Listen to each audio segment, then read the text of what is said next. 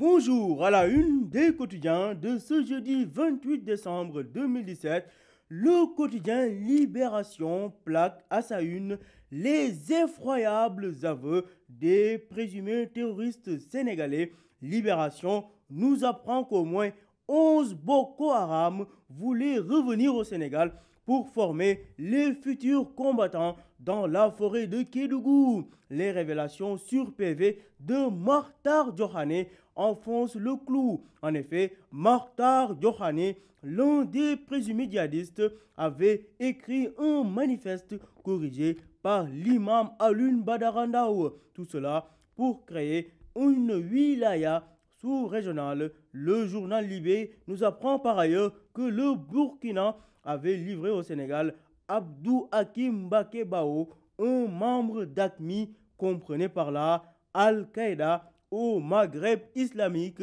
Les détails, page 5 de Libération. Vox Populi nous apprend que le procès des djihadistes renvoyé au 14 février, les avocats d'Imam Daou et compagnie ont obtenu du juge le renvoi du procès afin de disposer de tous les éléments du dossier. Par ailleurs, Vox Pop renseigne que l'affaire sera jugée en audience spéciale. Restons à la une de Vox Populi pour parler de l'association pour le soutien et la réinsertion sociale des détenus ASRED qui nous apprend que 115 crimes par arme blanche ont été dénombrés entre 2016 et 2017. Selon Ibrahim Sall de l'ASRED, 68% des détenus récidivent alors que seulement 2% d'entre eux bénéficient du programme de réinsertion. Conclusion des assises de l'éducation, seulement 10% des recommandations de 2014 ont été réalisées, renseigne Vox Pop. Le quotidien barre à sa une le triangle de la faim. Enquête sur l'insécurité alimentaire dans le nord du Sénégal. Environ 31 enfants meurent de malnutrition. Selon Jean-Pierre Senghor, la solution n'est pas de distribuer du riz pour lutter contre l'insécurité alimentaire. Les détails, pages 5, 6 et 7 du quotidien. Nécrologie, décès du réalisateur de Bandit Cinéma, écran noir pour Bouna Medounseï, renseigne le quotidien.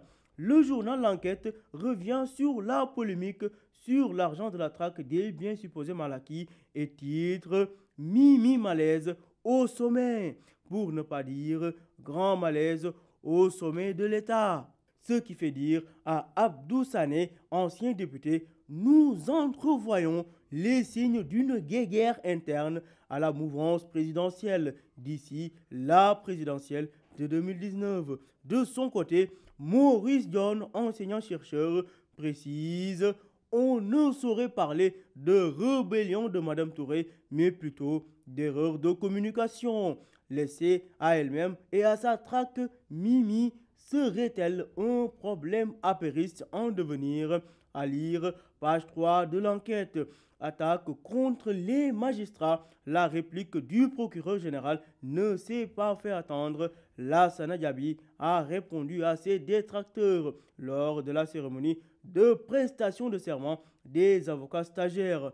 Il a invité ses jeunes confrères à rester humbles et courageux car le métier d'avocat est très difficile. L'As quotidien évoque à sa une le bilan macabre de 2017, une année effroyable entre incendies, accidents mortels et la disparition de plusieurs personnalités religieuses.